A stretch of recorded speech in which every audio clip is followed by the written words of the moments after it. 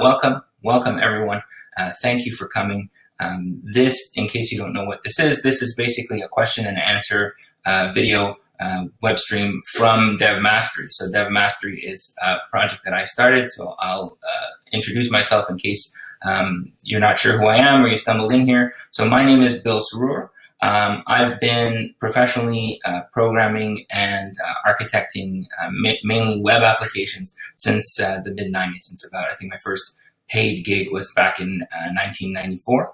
I started a project that I call Dev Mastery, and the idea behind it is it's a way for me to sort of give back to the developer community. And what it is right now is basically a weekly newsletter that I send out through devmastery.com. So if you stumbled onto this video or stumbled into this live stream, and you don't know anything about me or who I am, there's a quick summary. I invite you to go to devmastery.com, sign up for the newsletter. I send out interesting links and interesting information every week. It's not I don't get paid for it. It's not, I'm not sending out sponsored links or anything. It's just things that I find useful and helpful for me. So I gotta say, I was absolutely blown away and overwhelmed by the response to this webinar. So basically, I've received almost 100 questions from people with a variety of backgrounds. So you can see there, in terms of demographics, about somewhere between a quarter and a third of the people submitting questions are people who are just learning, who are just getting into the into programming and into web application development. Another roughly third or so, or roughly quarter or so, are people who have between 0 and 2 years experience. So about about half the people who submitted questions have been at this for less than 2 years. But then people run the gamut. So we've got questions from people who've been at this for 5 to 10 years, even questions from people who've been at this for over 15 years. So they were really good questions. And obviously, being sensitive to time, I can't individually answer 100 different questions. So what I've done is I've sort of grouped them into topics, and I've taken common or similar questions and sort of generalized them so that I can get to as many of them as possible. And just so you know, the way I'm intending to run this is I'm going to just run through these various topics and discuss each one, and then at the very end, so at the end of the webinar, I will take your follow-up questions. So if you have questions as we go, just please hold them to the end. When I don't want to be looking at the chat the whole time and be distracted by the chat. I want to be able to flow through and get to all of the questions. So again, please be patient. If you have questions, I promise you I will stick around at the end and I will answer as many questions, as many follow-up questions as I can. In the meantime, obviously feel free to chat amongst yourselves. That's fine. I'm going to kind of ignore the chat as we go. So when we talk about the topics that sort of emerged, roughly half, actually exactly half the questions were around this idea of learning. So people are very interested to hear what they should be learning, how they should be learning it, and where they should be learning. So we're going to talk quite a bit about that. Then about a quarter of the questions were around this idea of code and how to design and structure applications, and how to design your code, and what makes a good design, and what sort of general practices are favorable when writing and structuring code. And then another roughly quarter of the questions really had to do with career type of advice. So things like, how do you know when you're ready to get a job for people who are just starting? How do you know when you're ready to move jobs for people who have been at this for a while? And a big question was, how do you deal with sort of unreasonable demands or unreasonable requests, either from clients or from managers, etc. So we're going to touch on that as well. And the approach here is because I'm covering such a broad spectrum of topics, what I'm going to try to do is for each topic, I'm just going to try to give you the most critical, sort of the key points, and I'm going to point you in the direction of other resources as well that can help you, and that will have a further elaboration. And based on how this goes and the feedback I get, I might do specific videos or web streams about specific topics where I dig even deeper. For now, this is just going to be pretty broad. And again, like, none of the links that I'm going to give you here are anything that I'm getting paid to give you, or nothing is sponsored. It's just me trying to share what I think is good and worthwhile, and hopefully is helpful. Okay, so let's dig into the first topic, which is learning. So by far, the biggest question I got was some form of, or I should say the most popular question I got was some form of this: what should I learn? And it came in the form of, what language should I learn? What framework should I learn? What topics should I be learning? And so before I give you just kind of like very specific answers, I want to give you a framework or a way of thinking about this question so that you can begin to answer it for yourself. So it's kind of the old, give a man a fish versus teach a man to fish analogy. So the way I think about learning is that it's an investment. So regardless of whether you're paying to money to learn or not, you're investing your time. And so when I think about what types of things I should be learning, I think in terms of a return on that investment. So what is going to give me the maximum return on the investment of my time learning?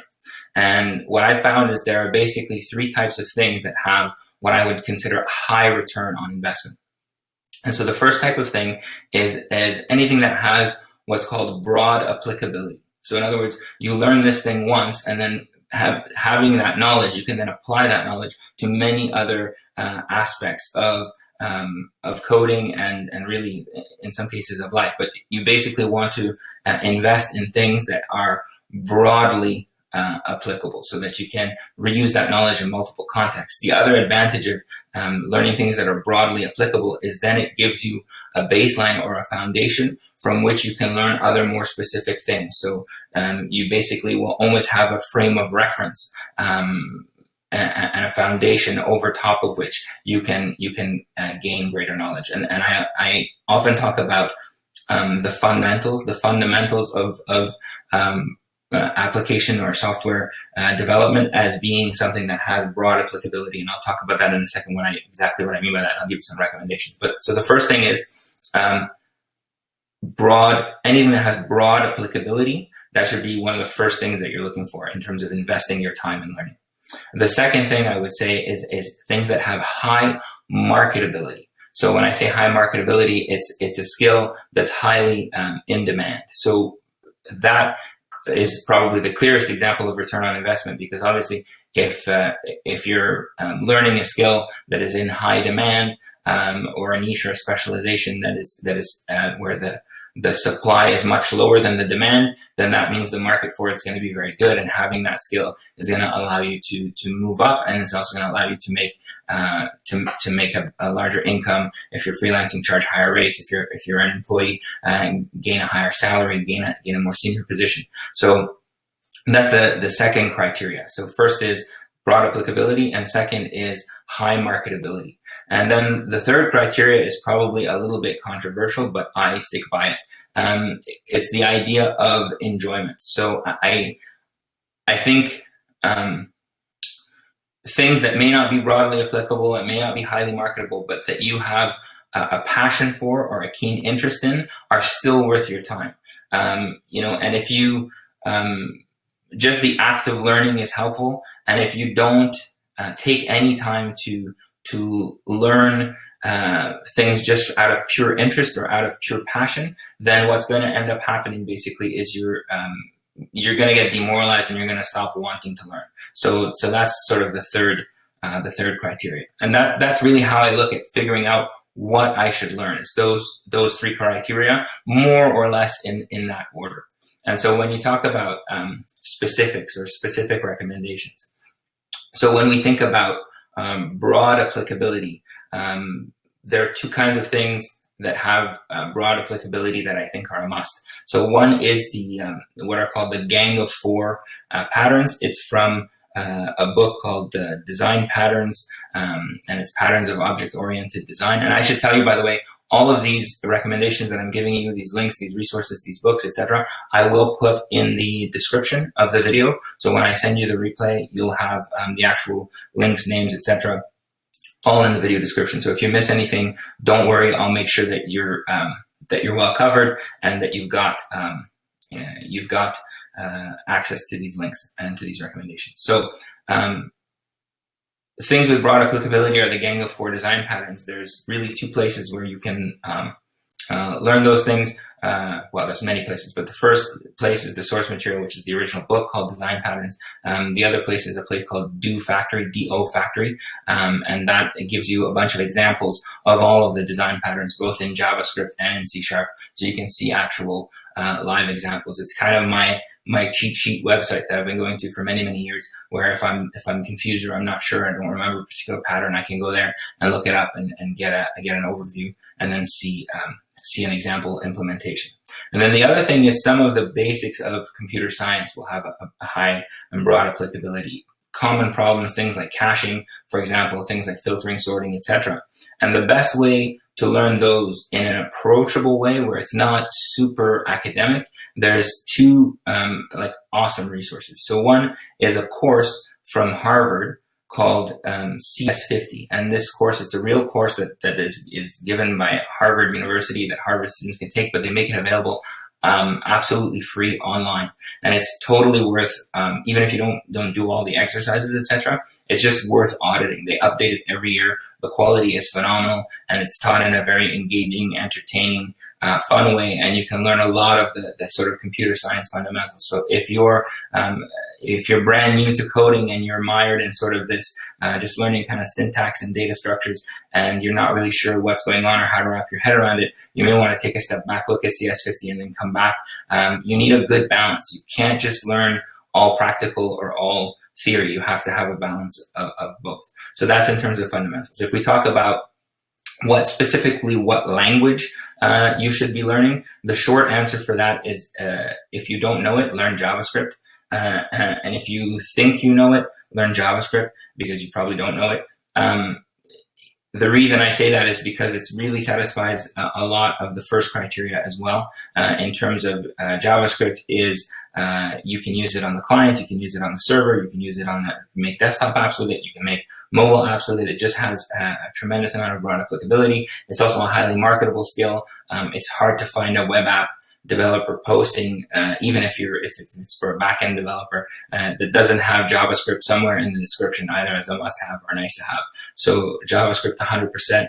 And where you could go to learn JavaScript, first there's a series of books by Kyle Simpson called You Don't Know JS, and that's available 100% for free online through a GitHub link, which I'll put again in the video description. So You Don't Know JS is a great way to learn JavaScript. There's also a couple of online courses by a gentleman named Wes Bos, who's a fellow Canadian. He has a free course called JavaScript 30, which is basically 30 JavaScript projects in 30 days. So it's a good way to kind of apply your knowledge. And he has another course that specifically deals with ES6, or ES 2015 is the real name, which is the version of JavaScript that came out in 2015 that was a radical, it added a lot of features to the language. It was a real step forward for JavaScript. And it is, well, we're actually at ES 2016 now, so we're at ES 7. So it's very much worthwhile catching up and learning that stuff. It's very important.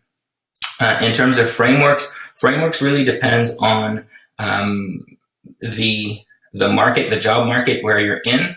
But a couple of guidelines are, try to invest in frameworks, that are basically supported by large companies and that are used by large companies. So obviously the two main ones that come to mind are Angular and React nowadays. But you also need to make sure that you're, and those are obviously front-end frameworks, but also in terms of stacks, look for stacks that have wide adoption and that are well supported by large companies. So the best thing to do there is go onto your job sites and go in there and take a look at your job market and see what are the frameworks that are in demand, what are trending up, and then those are worth learning on the strength of basically on the strength of their marketability. And then in terms of specific topics and things that you should learn about in terms of things that are coming up in the future that I see as trends that are worthwhile. Obviously, there's a big movement towards functional programming. It's good to have some functional programming as part of your bag of tricks. I think you know, it's very sort of trendy to say functional programming. I think the aspects of functional programming that are useful is the idea of writing declarative style code as opposed to imperative style code. So try to look that up, like declarative code, and then also the idea of higher order functions and the idea of pure functions. And so if you're not sure what I'm talking about, there's a series of articles on Medium called "So You Want to Be a Functional Programmer" that does a good job of introducing you to the various concepts of functional programming. And then if you want to deep dive into functional programming, there's a free book online, and it's Professor Frisby's Mostly Adequate Guide to Functional Programming. It's a very entertaining book, and it really goes deep into functional programming. So that's worth learning. The next thing that I think is worth learning that is going to be a trend soon, if not already, is this idea of reactive programming, or and specifically the reactive extensions library. So if you go to like reactivex.io, this is a library that is actually spans across multiple different languages. So there's implementations, it doesn't span across languages, there's implementations of it in every language. So the implementation for JavaScript is called RxJS, but there's implementations for Python, for Ruby, for PHP, for Java, for C#. There's just, yeah, it's been implemented by basically every major language. It has major support from Microsoft, it has major support from Netflix, and it is a really new way, in a way, of thinking about how to work with data and thinking about data in terms of streams and in terms of events. And it combines, I was talking about the gang of four patterns before, and this is why it's good to know those patterns, because it combines something called the observer pattern with something called the iterator pattern. So a couple of weeks ago, I actually sent out in my newsletter some links to a fellow by the name of Jafar Hussain. He's got some videos on YouTube that sort of explain, give you an overview and an introduction to what reactive extensions are and to this new thing called an observable. And what an observable is, and that it's actually, there's a proposal to put observables in the JavaScript or in the ECMAScript specification. So it'll actually become, most likely will become part of JavaScript. It also is already part of the .NET framework. I think it's already part of .NET Core. So this is something that is definitely worth the time to invest and learn, and it's very useful. So I would definitely recommend looking into that. And then the other thing, and I'm sort of guilty of having not pursued this enough myself, is this topic of machine learning and AI. So that's something that you should at least try to get familiar with. And that's sort of on my list as something next. So I don't have a great recommendation yet for resources. I haven't dug into it yet, but that's definitely, in terms of specifics, stuff that I would look at. So the next question around learning that I got is basically how should I go about learning? And there's really sort of two aspects to that question. So one aspect is, what techniques to use to learn, and another aspect is motivation. So how do you stay motivated and keep yourself in the game? So in terms of techniques, what I would say is you need to apply your learning early and often, just as a general guiding principle. So look for ways to apply any new thing that you've learned as early as possible, and you need to do that repetitively. So don't wait until you've learned a whole stack of new things before starting to try it. Start to try it right away. And so specifically, what I do is if I'm trying to learn something new, and let's say I'm doing like an online tutorial, for example, so it'll walk me through, typically the tutorials will walk me through a series of steps. Well, they'll give you some code to do, you'll do the code and you'll get an expected result. Before I move to the next step in the tutorial, what I'll do is I'll try to make a change to whatever code it told me to write, and I'll try to predict the impact of that change. So really, really rudimentary example just that everybody could relate to is, if you're learning Hello World in a particular language, so you're going through the tutorial, the first thing it's taught you is how to print Hello World on the screen. And so you say, well, what if I wanted to write Hello Bob? Well, what I have to do? So you make a change, you run it, and you see that, okay, by making that change, it now printed Hello Bob. So it gives you some confidence that you actually understand what it tried to teach you. Obviously, that's really rudimentary, but I'm just trying to give you a universal example. So try to apply the knowledge as soon as you get it. Try to sort of call your shots. That's really handy. I sent an article, I think a couple of days ago, about different learning techniques and what the science behind, what methods work the best. The thing that works reliably the best is spreading out your learning over time. So being consistent and spreading it out over time, and then this idea of testing. So when I'm talking about applying the learning in a way and making small changes and trying to predict your changes in a way, what I'm talking about is testing your knowledge soon after you acquire it, and frequently testing your knowledge. And you can also look up, if you're digging into a subject, you can look up common interview questions for X, and then see if you can start to answer those questions. Keep on testing yourself.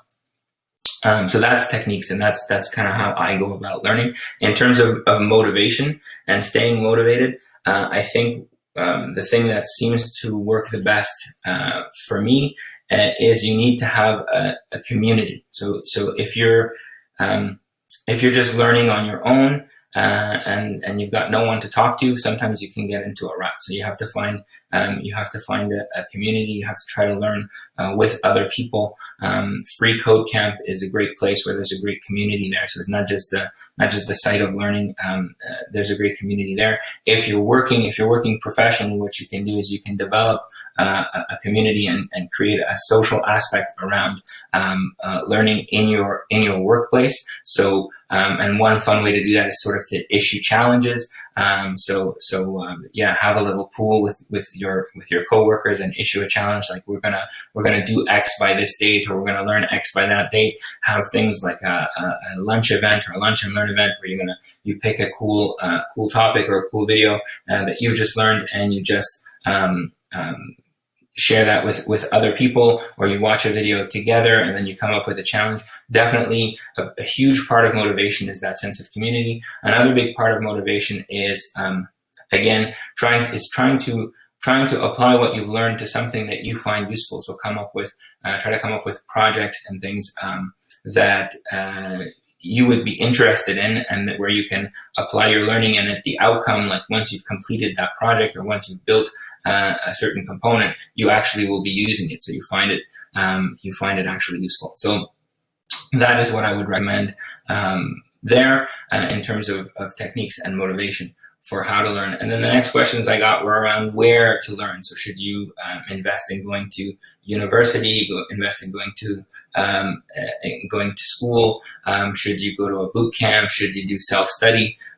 What should you do? So what I would say there is, if you're somehow in a position where you can get a formal education without going into debt, so you can go to college or you can go to university without amassing a lot of debt, then I would say it's worth doing that. I think that, I talked about before emphasizing fundamentals, etc. I think that formal study gives you a really, really good baseline.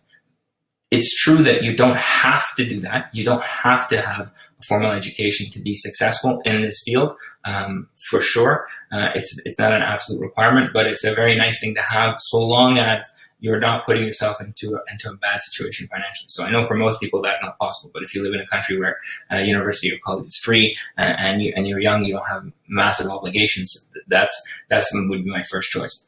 In terms of boot camps, I mean, I haven't been to a boot camp myself, but I've tried to help or mentor or tutor other people who are applying to boot camps. What I've found is a lot of boot camps, the barrier to entry is very high, because what they want to be able to do is they want to be able to report on very like glowing outcomes. So 98% of our students get work in this field, or some of them even say, we won't charge you any tuition, but we're so confident that you're going to get a job that you don't have to pay us until you actually find work, which sounds great, and obviously in many ways it is great. But what then they do is they set the barrier to entry really high, and they only accept people that are almost at the point where they could get a job today anyway, and they just give you that extra just an extra little boost. Sometimes they just give you an extra bit of confidence.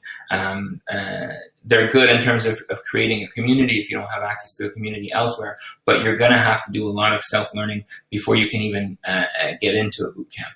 And so I'm a big believer in self-study. I think that we live in an amazing time. I mentioned that Harvard course before. Well, imagine there's some there's a bunch of teenagers out there somewhere in high school, busting their butts trying to get great grades and trying to get into Harvard, and you can just sort of from your computer sit there and audit a course. So I think self-study is the way to go, provided that you can find yourself a community, and that you can that you can find little projects to keep you motivated. And also a good thing is sort of commitment traps. So make commitments to others, and that'll keep you going and keep you motivated. So for me, this dev mastery thing is a great sort of commitment trap. So every week I'm committed to sending out links and resources and information and writing about topics. So that keeps me looking for and learning, so that I can share that learning with others. And so that's a good thing. The other thing I'll say too, for people who are further along in their career, who are looking for, who feel like they're stuck in a rut. So there's two things. So one is, if you're looking to get deeper insight and understanding into the type of work that you're already doing, a good thing to do is try to mentor and try to teach others. And by teaching others, you're going to solidify and you're going to learn more yourself. You're going to receive questions from others that will prompt you to look into things and to gain a deeper understanding of whatever topic you're in.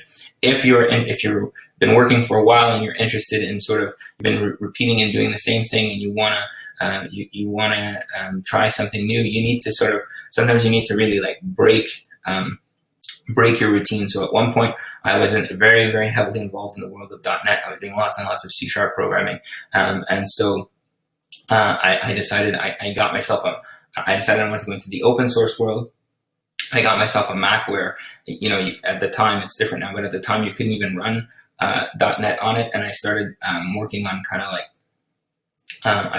hybrid mobile applications, because I was fascinated by the mobile space, and I was fascinated by sort of all of these frameworks that were coming out in libraries and JavaScript and etc. And so I kind of broke my routine, and I found some interesting projects, and I started to do that. So that's an important thing to do in terms of your career, just to kind of stay fresh. The other thing I would say about learning, and it's a topic that comes up often, is this notion of, oh my goodness, there's so much to learn. How will I ever learn everything, or how can I possibly keep up? And so two things about that. So first of all, you're never going to learn everything. That you need to disabuse yourself of this concept that there's going to come a day when you're going to say, okay, I'm done. I've learned everything there is to learn about software development, or even specifically web application development. It's not going to happen. There's too much to learn. So that should reduce some anxiety. And then the next thing is, so given that you can't know everything, if you follow the guidelines I gave you in terms of choosing what to learn, then you're going to find that you're going to make progress in a very good direction. A lot of so-called fads or new frameworks or new things that come out are just not going to matter that much over time. They'll be popular for a while, and then they'll go away. And especially if you're working, if you find yourself working in a company that's not necessarily a startup, or maybe it was a startup when you started, but it's now got some traction, or it's been around for a while, you'll see that they can't, organizations can't really afford to keep spinning on a dime. So they can't, just replace their entire stack and go to a brand new technology every month or every couple of weeks, even though all this new stuff keeps coming out. So I wouldn't worry too much about, learning every new thing. I would worry about applying that test that I gave you earlier in terms of what to learn. And I would also say that if there's a stack or a set of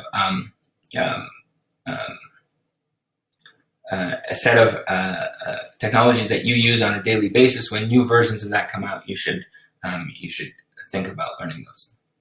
So let's talk about code design and architecture. So a bunch of questions came up there. So I got multiple variations of basically this question, which is what makes a good design?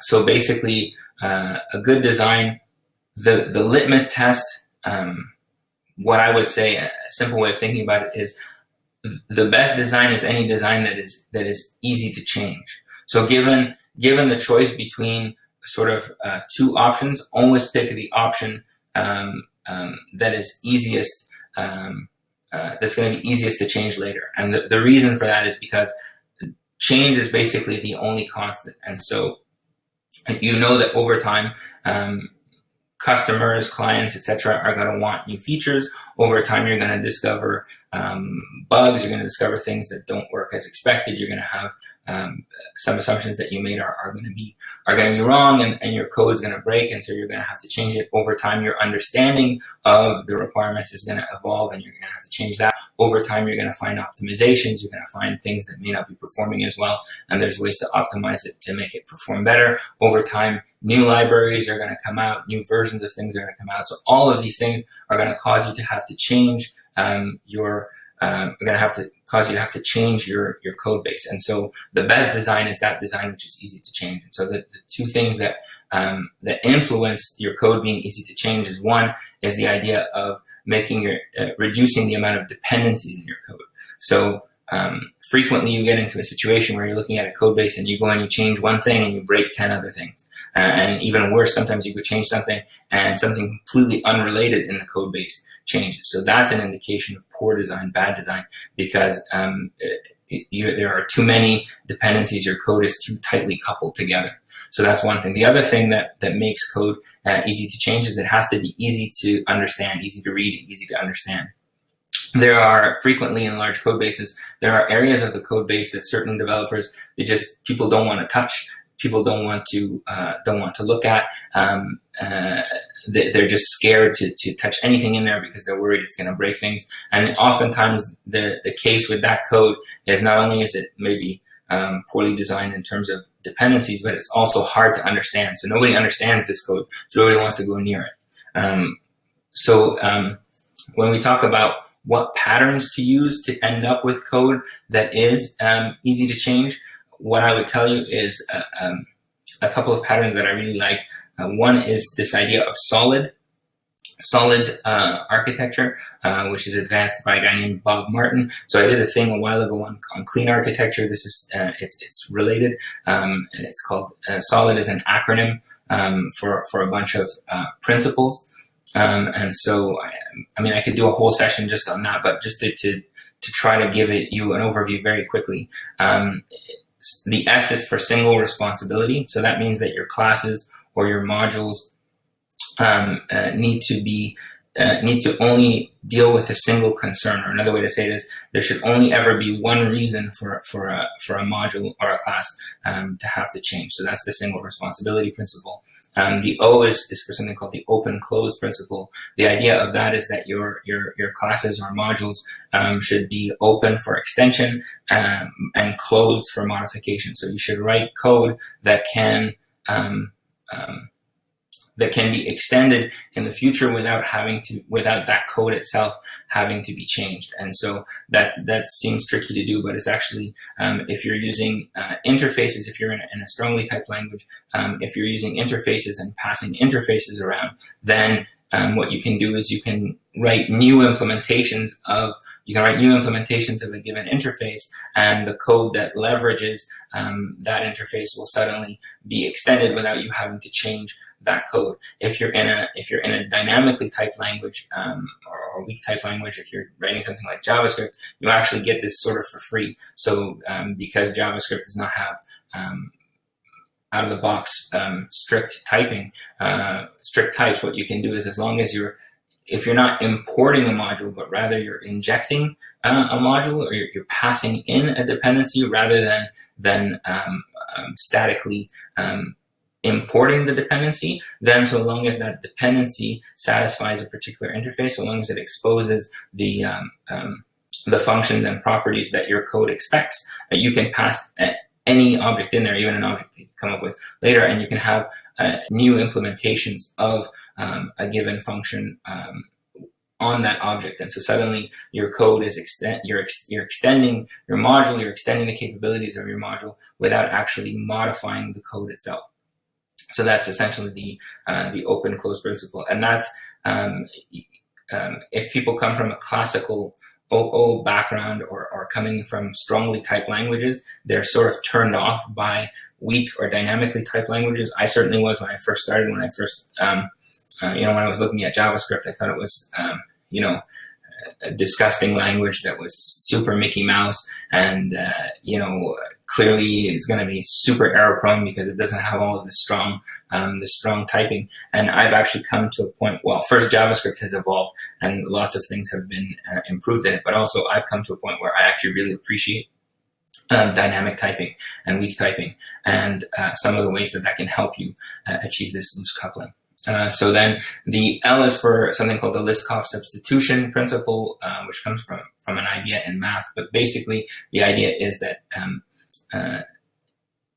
you should be able to replace any concrete class or any object with another object that implements the same interface without, and your code shouldn't break. So if you're implementing the same interface, you should never do anything that would if someone is calling that interface for one concrete type and then calling the same interface for another concrete type, it should never break. So that's called the Liskov substitution principle.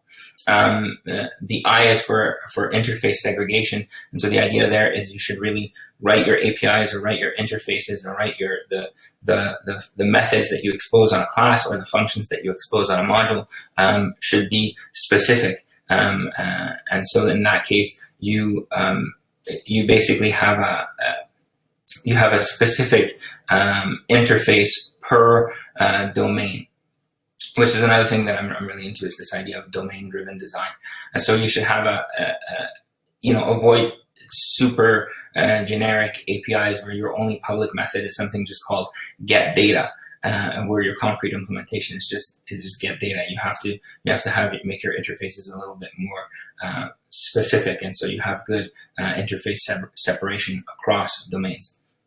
And then the D is for something called dependency inversion. So it's the idea of your typically speaking, a high-level module is going to have a dependency on a low-level module. So if module A calls module B, in a traditional sense, module A now needs to know about module B. So module A will then import or use module B, and now they're tightly coupled and there's a dependency there.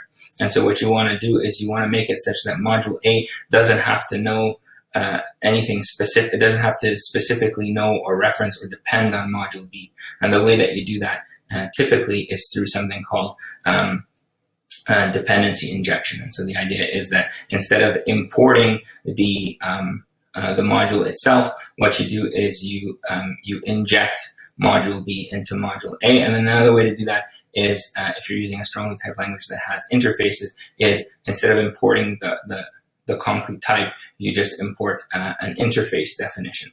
And so then you've now decoupled the modules, and you've essentially inverted the dependencies. So module B depends on the interface, and module A depends on the interface, and your dependencies going backwards.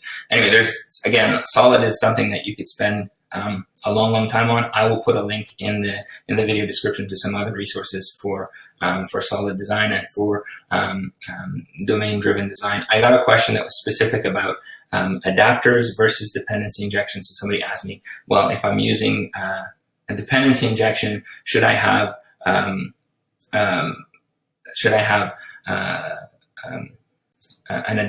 do I still need to have adapters? So both dependency injection and adapters help you in terms of loose coupling or of separating your code. But the difference is that an adapter is basically allowing you to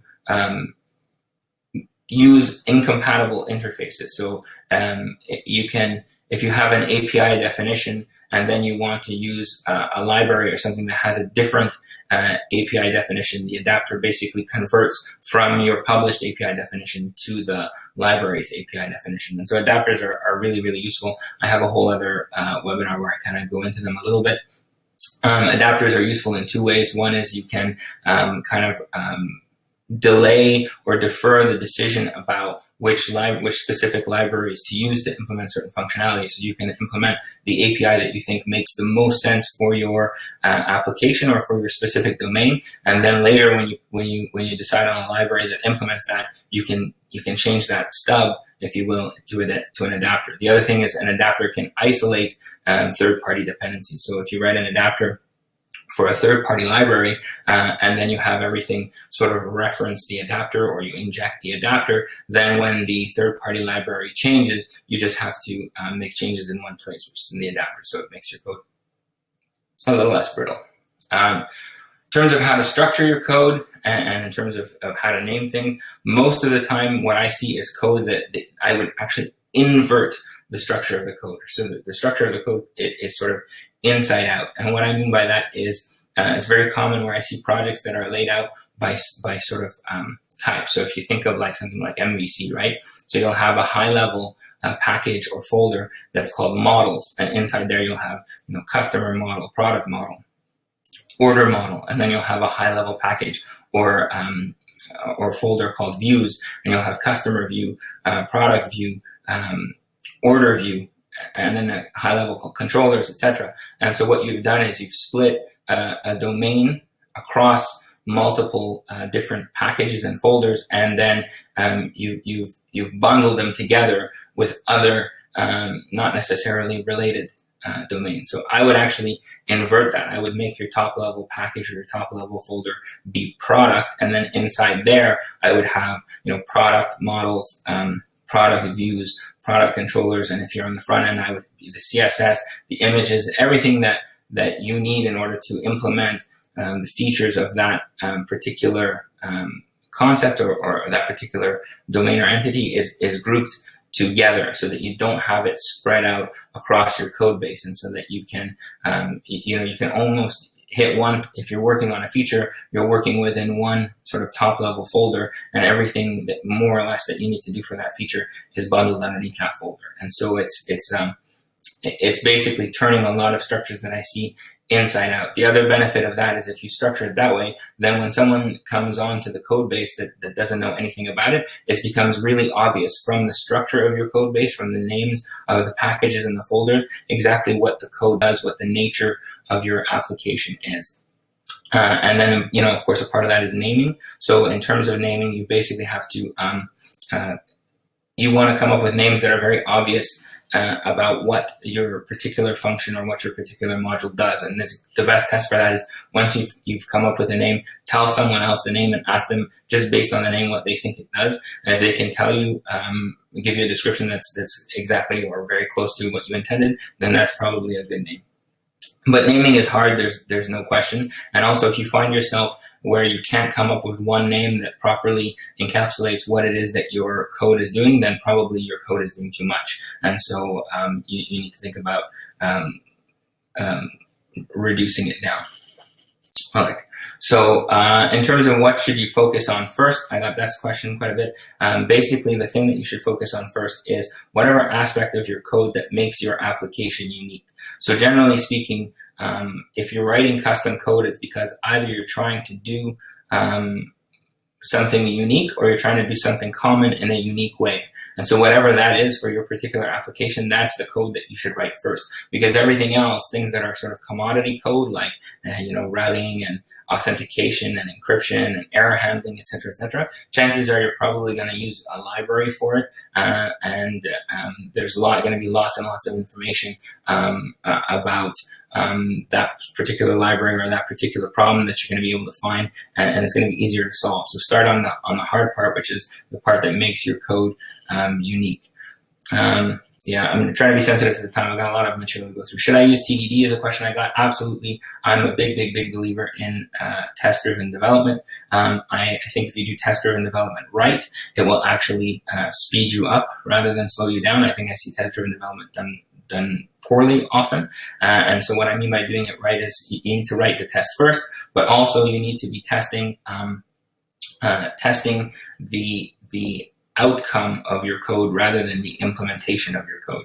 So your test should be structured around the idea of, given this input, I'm expecting either this output or I'm expecting this state change, rather than your test being, using mock objects in your test, asserting that a particular function was called with a particular parameter, now you're testing the actual implementation, and that's going to slow you down, because that's going to basically cause you to have to change the test every time you find an optimization in the implementation, where really you should only be changing the test when your code actually needs to be doing something new.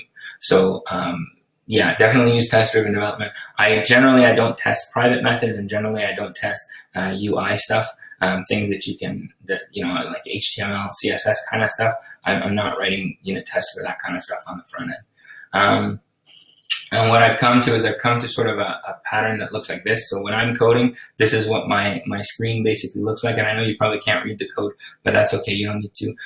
Essentially, what's going on here is I've put it in, this is Visual Studio Code, so I've put it in kind of Zen mode.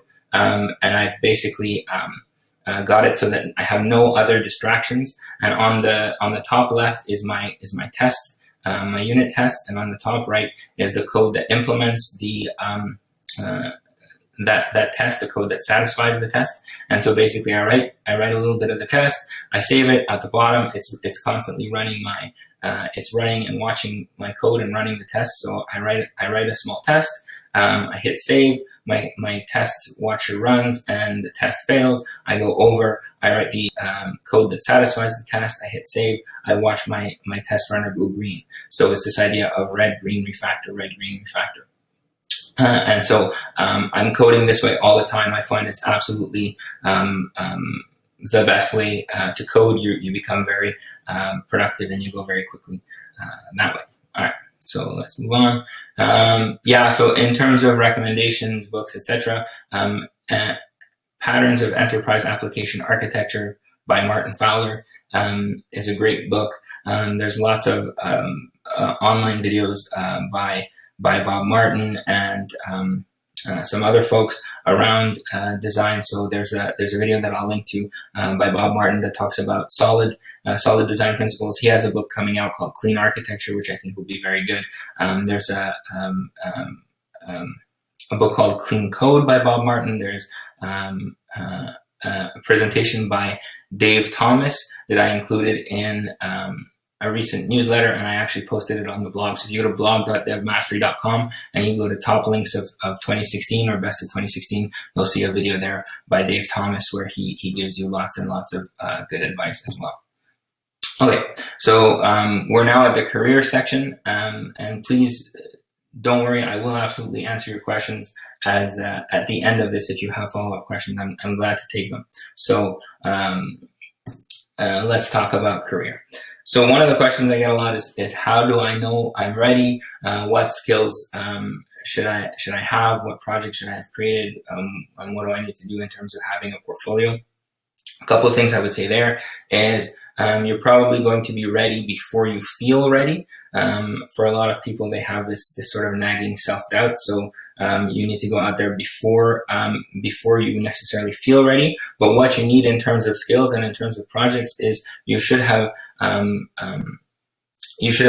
either contributed to real open source, or you should have built even if it's just for yourself, you should have built an actual working application. So you should have had the ability to build something on your own. That's not to say, so that means not having just sort of copy pasted from a tutorial and produced an output. You need to have built something on your own. Ultimately, what employers are looking for is they're looking for people who have a track record or who can demonstrate that they've solved the kinds of problems that they need to solve day to day. And so the best way to do that is to show off that you've actually built something real. So a project should be small, but it should be meaningful to you. So it should be something that that you would like to see in the world, or that you would find personally useful. It should basically solve a problem for you. In terms of portfolio, what I would say about portfolio, the bit of advice I would give you there is basically don't put things like a list of skills with like 90% good at this, 80% good at this, or 4 out of 5 stars at this thing. That's completely meaningless. Focus on what skills you use to complete what projects. So your portfolio is about a list of projects and what were the skills that you used to complete that project. And then also one thing that'll set your portfolio apart is focus on the business value or or the value proposition of whatever you built. So focus on the actual problem that was solved by this particular project. Okay. So in terms of tech interviews, my best advice for that is I have an article that I ended up turning into an ebook called How to Win the Coding Interview. I'll drop a link to that in the video description, and that's really my best advice there. We're running really low on time, so I'm not going to go into it. I will, by the way, stick around and take all of your questions at the end, so don't worry. I'll be here. I got a lot of questions about freelancing. So what I would say about freelancing is there's a website called Double Your Freelancing by a fellow called Brennan Dunn that will give you everything you ever need to know about freelancing. The one thing to bear in mind is if you're freelancing, you're not just writing code anymore, you're running a business, and that is not for everybody. So make sure that you're comfortable with the idea of, having to market yourself, having to sell stuff. You're comfortable with the idea of having variable cash flow, so that you're not kind of guaranteed a solid paycheck every week. Money's going to come in and kind of in a sort of a boom and bust scenario. I got questions around, what about, how if I'm freelancing, how do I know that, or what do I do if I feel like I'm getting in over my head, or if somebody comes to me with a project that I'm not comfortable in? Part of freelancing, especially if you're getting your own clients and your own projects, is building up a network of other resources that can complement your skill set. So anything that you may not be good at, you need to find people that are good at that, so that you can offer essentially more services and win more business. And in terms of rates, if you just go to wyourfreelancing.com, there's some great free advice there on rate setting, way better than anything that I could give you now. So the next one is a big topic. So it's basically how to handle unrealistic expectations and demands. And the first thing that you have to be aware of is your client, your customer, your manager, or whatever, they don't know. They don't know what they don't know. They're not technology experts. So they don't know what it takes to build a certain feature, or why some things are going to take longer than others, or what's actually involved, or why their request is unrealistic. And it's not their job to know. So getting frustrated or getting mad about the fact that, well, don't they understand this is a big deal? How come they don't appreciate how much work this is? They're just asking for all this stuff. Yeah, you probably do the same thing in your life of other people who do work that you're not familiar with, and it's just natural. People are going to ask for the moon and the stars. I want you to reconfigure the planetary orbits, and I need it done in a week, and I'm going to pay you 50 cents. That's sort of a natural thing. And so your job, not necessarily your job, first of all, is to be honest with them and to set realistic expectations on their part, but your job is also to be a partner with them. So oftentimes they're asking for the moon, but the aspect of what they're asking for that's going to deliver the most value for them is much smaller than what they're asking for. So if you can focus in on what that thing is, and then you can deliver that in the constraints that they have in terms of time and budget, so they're getting the most value the soonest, then that's a good way of building trust and building a relationship. And understand that in our industry, trust is very broken. Trust between clients and managers and coders are very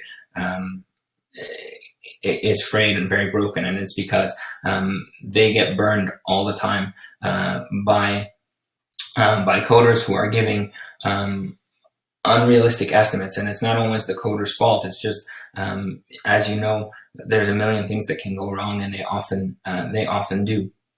So when you're giving your estimates, the guideline that I use is, first of all, when you're asked to build something, break it down into tasks that are no more than a half day worth of work, and then take those, add up all of those tasks, all of those half days, and multiply by 3. And multiply by 3 if you believe you fully understand the requirement. You multiply by 3. If you believe there's some ambiguity around the requirement, you're not sure you actually understand it, then I would multiply by 5. And if you're really not comfortable that you understand what's being asked of you, then refuse to give an estimate until such time as you get more clarification. That's my general guideline.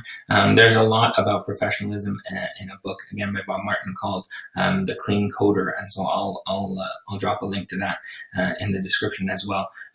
It's a great book about how to be professional and how to deal with this kind of stuff. And he has advice. He has a very kind of mathematical formula for estimates. I mean, I guess what I gave you is a bit of a mathematical formula, but he goes even deeper into it. I haven't used his method exactly, but the method I use is that 3 times, 5 times, get more info kind of pattern, and that's worked very, very well for me.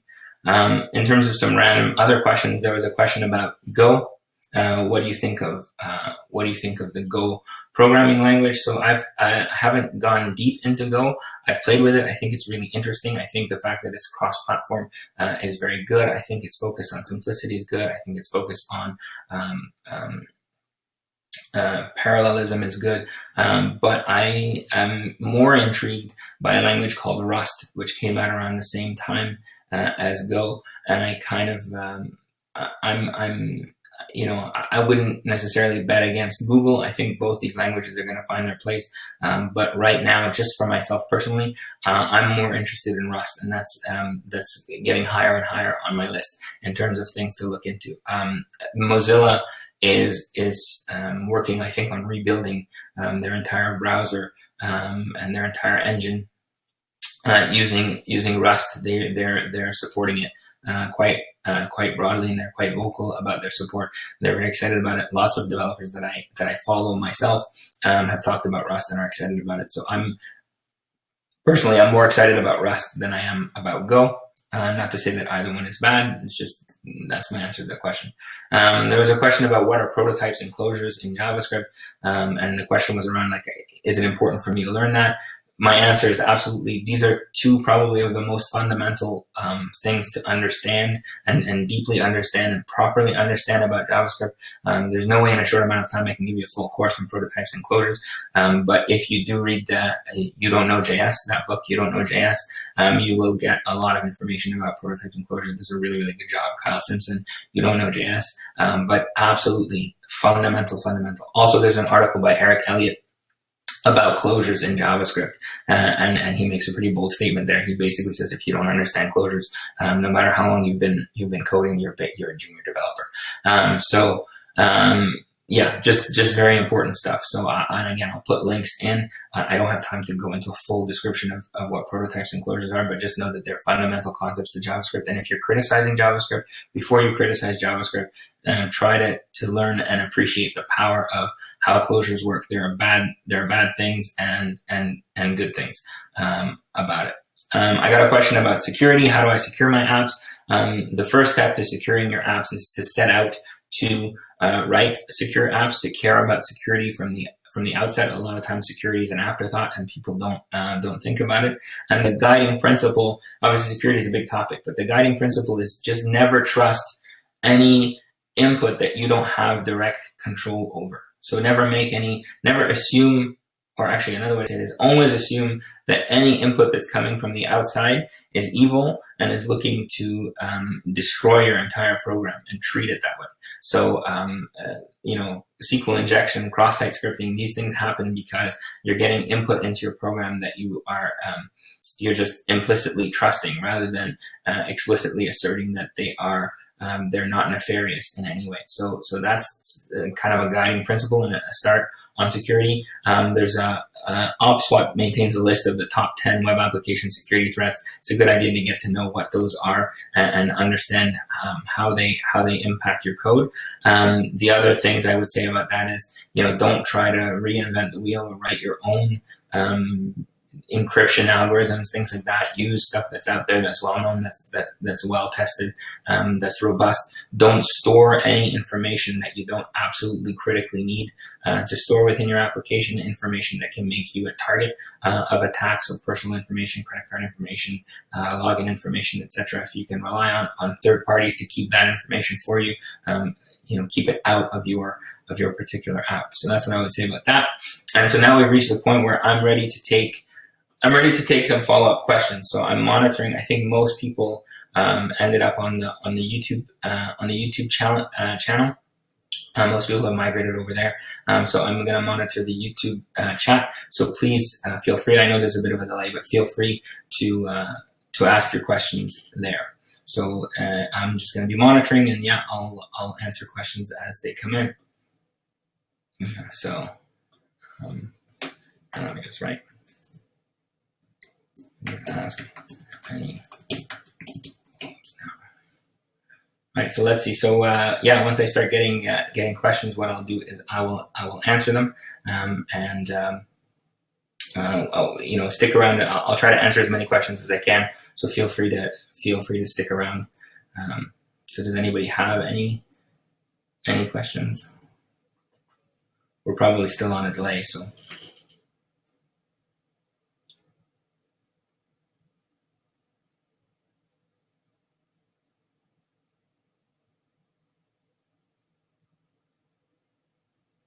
Okay, so yeah, so you're welcome. Okay, here are the questions that are coming in from you now. So you're someone said thanks for doing this. Yeah, you're welcome. I'm glad it's inspiring. Oh, so there's a question on ethics of being a coder. So I have some pretty strong views on ethics of being a coder.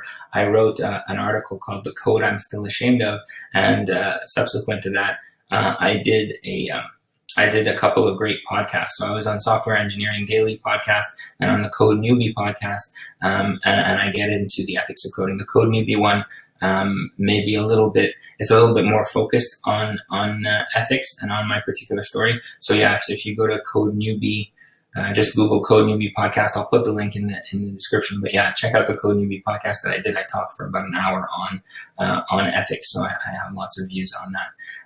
There's a question about Laravel. I have no real experience with Laravel. I don't know a lot about it, so I'm not a good person to answer that question. There's a question about Redux/Flux architecture. I'm in love.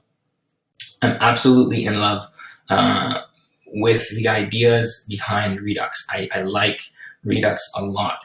I think it takes a very, very good approach to managing state within an application. I think it has, if you follow anyway the best practices, it has some really, makes good use of functional concepts that are important. And by the way, we talked about the design patterns. So that Flux architecture or the idea of Redux where you're dispatching actions, that's called a command pattern. So learning the command pattern and having known the command pattern as I came to learn Redux actually helped me quite a bit.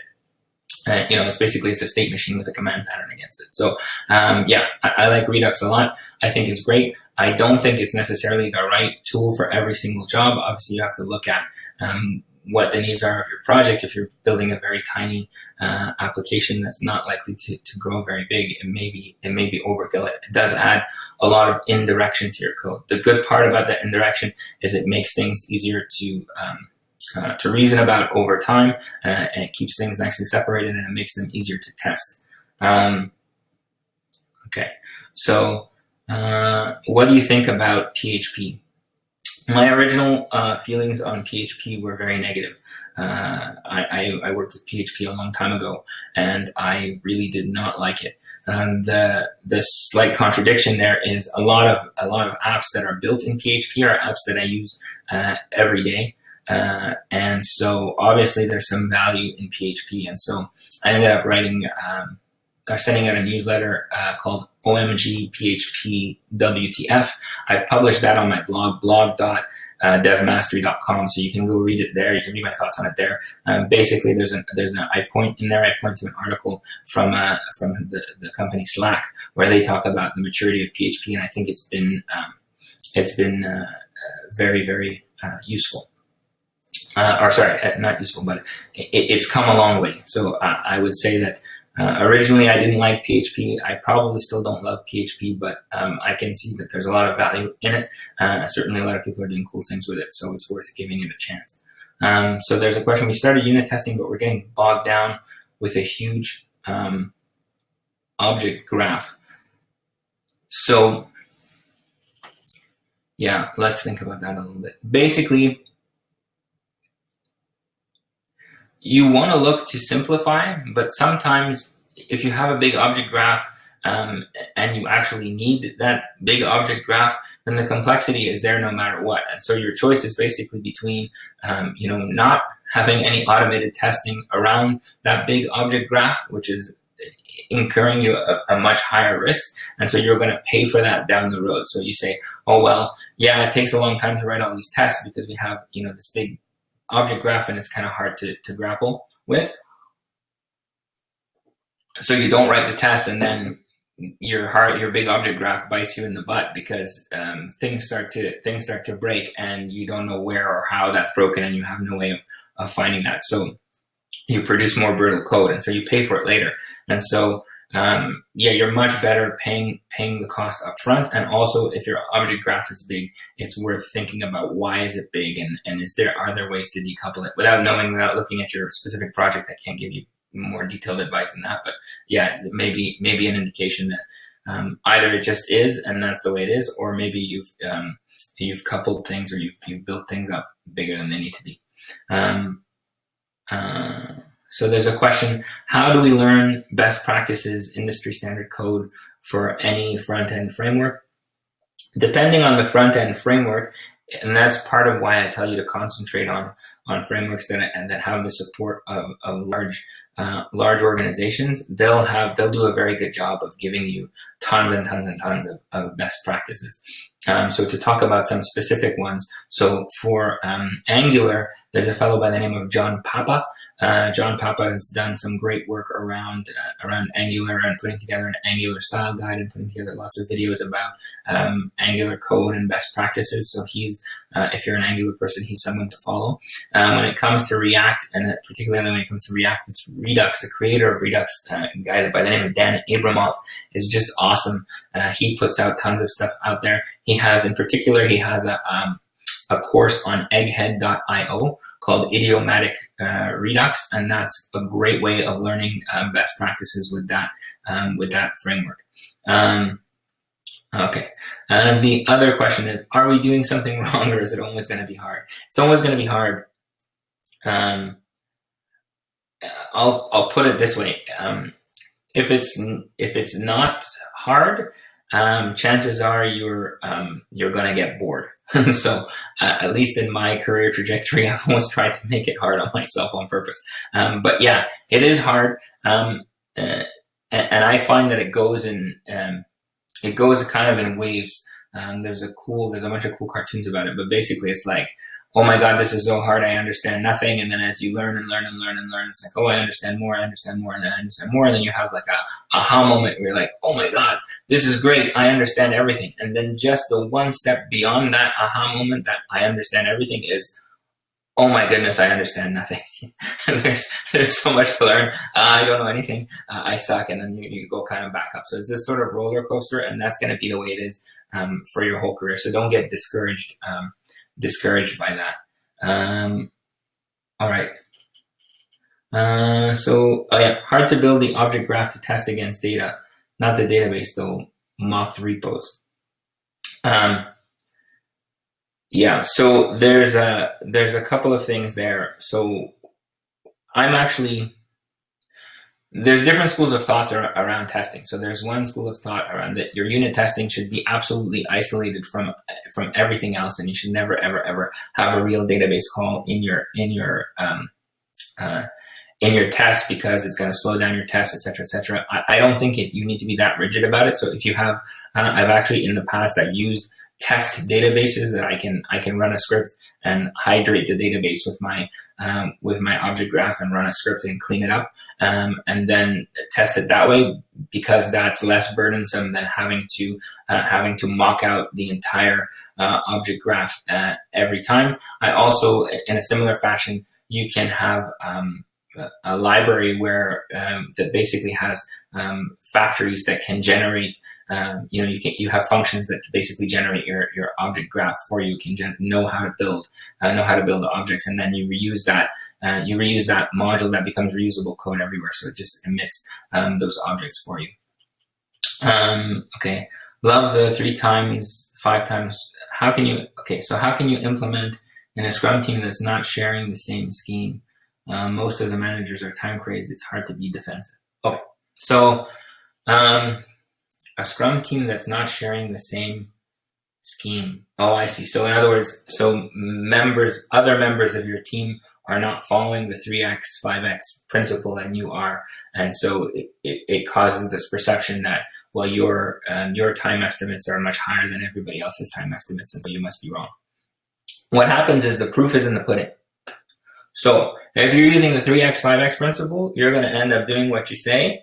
You're going to say what you're going to do, and you're going to do what you're going to say, and you're going to produce quality code consistently, and you're going to be trustworthy. And over time, that's going to pay huge dividends over the person who's constantly underestimating. So yeah, at the beginning, the hero is the guy who says, "Ha, 3 weeks, I can do that in 1 week." And then everybody's like, "Whoa, this is the guy. He's going to do it in 1 week. Yes, let's give him the code." And then 1 week passes, and he can't deliver, or he's killed himself to deliver, or he's delivered something that's not working. Over time, that's going to catch up to that team member, and they're going to start to lose,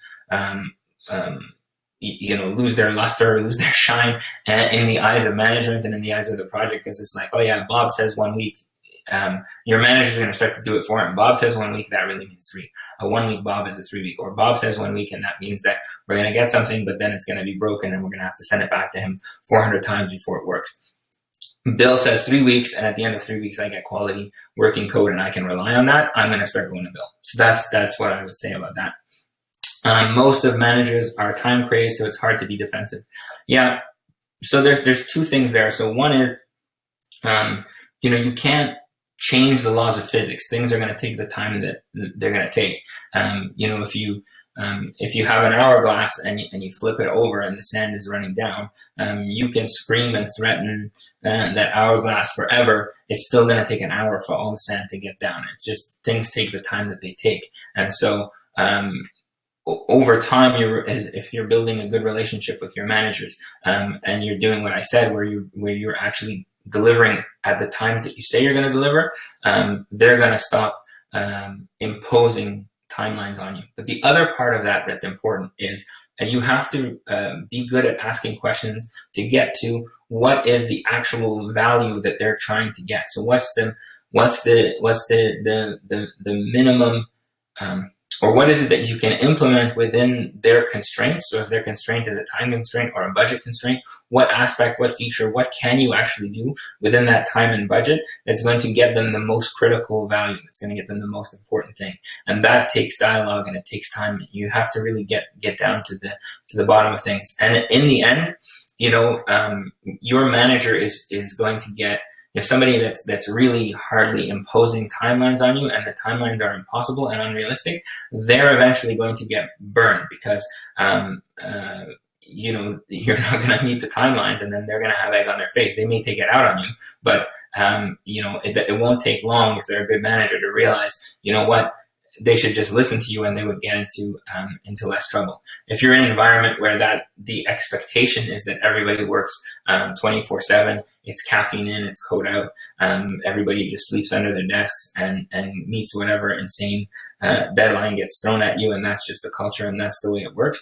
My advice to you is get out of that environment, because you'll eventually burn out, and that's an environment that's not really interested in you or in your career or in investing in you in the long term, because what they're doing is they're just burning through people. So they're going to bring in people, ride them hard, work them hard, and then as the people sort of burn out, get sick, become unreliable, they'll get rid of them, bring in new people, and keep doing it again. And it's like a sweatshop mentality. Get out of there. We're in an amazing time where you can, there's an abundance of jobs and not enough people to fill them. So focus on that. Okay. So yeah, there's just a using entity framework is a question. So I'm just going to take a drink. I have a really strong dislike. Entity framework is in .NET. It's a class of tool called an object relational mapper, like an ORM. I have a really strong dislike for ORMs, because I find that they either give you a poor, you end up having to create a poor object model that supports a good data model in terms of normalization and efficiency, or you're creating a poor data model that supports a good object model in terms of cohesion and in terms of ease ease of working with, but then you're trying to report on it, or you're trying to you're trying to work with the data in a sane way and not introduce data corruption, you have big problems because the data was built around your object model as opposed to being built as a proper data model. The other thing with Entity Framework, I wouldn't, if you are using it, if you're in a project where you have to use Entity Framework and there's no like it's just a standard or it's just there, I would try to isolate yourself from it. So basically treat the objects that are coming out of Entity Framework as your data model, and then create your own domain objects and write an adapter between the two, so that as Entity Framework changes, or there's only, you can change along with it. As your models evolve, you only have to change code in one place in the adapter. And generally speaking, you know, at the beginning, Entity Framework and object relational mappers in general feel like a great time saving. They feel like you're getting rid of lots of boilerplate code and you can just iterate and go really, really fast. And then eventually what happens is all of that starts to really bite you. The limitations, etc., start to really bite you and start to cause you problems and start to cause you headaches. And the dependency on it is a big deal. So yeah, not a fan of Entity Framework. So let's see. What advice do you have for coders who may not have meetups, events in their countries, but would like to be involved in the coding community? So there's a Facebook group called Newbie Coder Warehouse. Free Code Camp has a huge community under Confluence.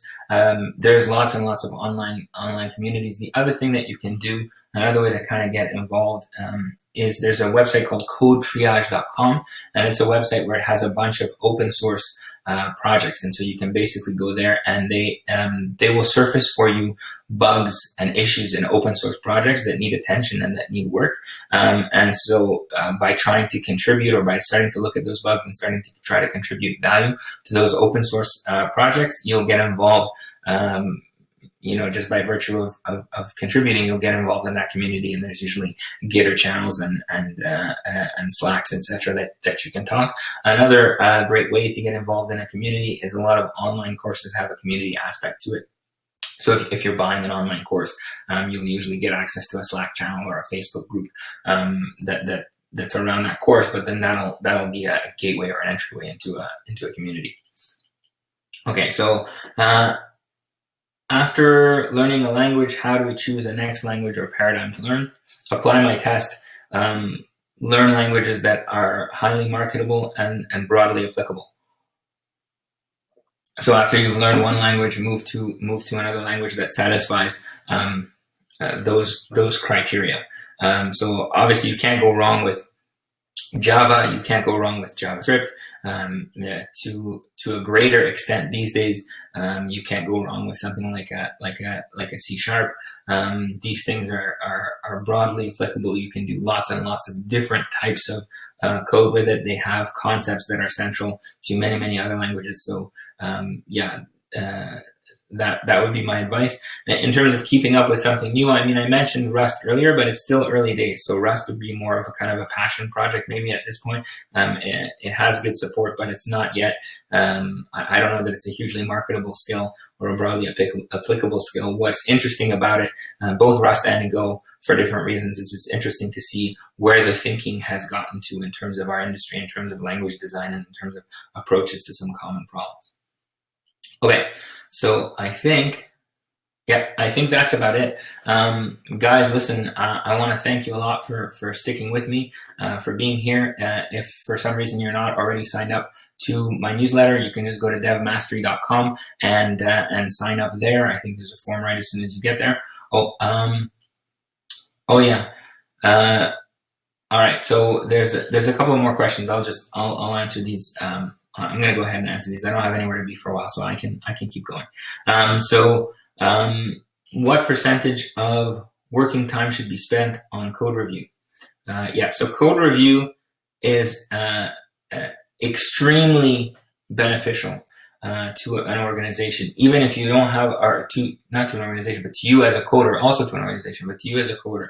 So even if you don't have a formal code review process, even if you just have a buddy at work and you say, hey, listen, can you take a look at this thing for me, and I'll take a look at some other thing for you. yeah, you're going to get a really high return on that investment. So I don't know if to give you an exact percentage. Yeah, maybe 10% at a minimum on code reviews. The other thing is, and a lot of people don't know this, I'll try to stick the link in the video description. There's a Stack Overflow has a code review section. So there's like, Stack Exchange. So Stack Overflow is just one of a whole series of sites underneath the umbrella of something called Stack Exchange. So they have one site that's dedicated just to code reviews. I think it might be codereview.stackexchange.com, something like that. But yeah, so as long as you're not putting anything on there that's proprietary, that's going to violate kind of a non-disclosure agreement, if you put small code snippets there or things that you're struggling with, you will actually get a lot of valuable discussion and a lot of feedback. And that can be useful if you're not in an environment where you have colleagues or coworkers that you can go to. So then what percentage of working time should be spent on code review? Okay, I saw that. I'm not sure I understand. There's a question, what about 6 years of C++ experience? I don't know what that means. I don't know what that means. So I don't know how to answer that question. There's another question that's, what is your observation about not quite seniors? So people in their 40s and 50s looking to break into coding. So 2 things. 1, don't let the age thing discourage you, but 2, understand that the age thing is going to be a factor, and it's only going to be a factor. Well, it's going to be a factor in a couple of ways. So 1, you're going to the initial expectations are going to be off. So people are going to their initial impression or their initial expectation of somebody that's new to coding is somebody that's new to the workforce in general. But if you can demonstrate that you have the skills that they need, you should be fine. The other thing I would say is, it's really dependent on the context. Personally, I mean, I've hired coders my age or older, and they bring a lot to the table. Like people with experience outside of the coding realm or prior experience doing other things, I find bring a lot of value and bring a lot to the table. And I know that there are lots of employers that see it that way. But what can sometimes happen is if people are looking for an employee for the long term, depending on how old you are or how old you seem, if they feel like you're very close to retirement or you're going to be retiring soon, they may not be willing to invest in you. But that's where going down a freelancing route might be a good idea. So going and not just necessarily freelancing like starting your own business, but freelancing through websites like toptal.com or crew.co, where basically you become part of a pool of talent that gets hired on a contract basis for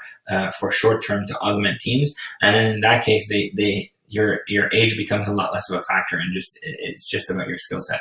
But I don't think you shouldn't let age stop you. There's a great article, I don't remember what it's called, but I'll put it in the video description, by a 57-year-old who's learning to code, and it was put on Free Code Camp. I'll find it. I'll put it in the video description. It's very inspiring. Okay, so I have a question here. How do you feel about working at a company when there's no higher person in your department that you can be mentored by, particularly if you yourself are new to the industry, 1 to 2 years? Yeah, so I don't think, personally, I don't like being the most experienced person in the room. These days it's getting harder and harder, but yeah, it's always good to seek out places where you do have people who are better than you, who are more experienced than you. Having said that, sometimes you can learn from people who may have less experience from you. You can learn in 2 ways. 1, you can learn by trying to mentor and teach them. That's going to help your own understanding. And then the other way you can learn is that they may have less experience than you in general, but they may have more experience, or they may have touched one thing more than others. Yeah, and so that's what I would say about that. So for me personally, I would look for a place where you do have mentors, but even if you don't, there are ways to learn. So the comment here, I'm learning to code at 56. Here's an epic beat down to my critical inner self. That's exactly the article that I was referencing. It's on the Free Code Camp blog, and absolutely, yeah. Take a look at that if you haven't already. It's really worthwhile. Okay, let's see. if there are no other questions, yeah, I think we've gone pretty long. So listen, thank you again. Thanks everybody for joining me here. I will be I've recorded this, and I will be sending out I'll be sending out a replay or a recorded version, at least the YouTube link, so that you can watch this again at your own time. If you're watching the replay now, you're not familiar with Dev Mastery, just please go to devmastery.com, sign up for the newsletter. You won't regret it. I send out awesome stuff all the time. And again, like I said, I'll put a bunch of stuff in the video description. So yeah, thank you. Thank you. Sorry. Thank you so much for your participation today. Have a great day. Thank you.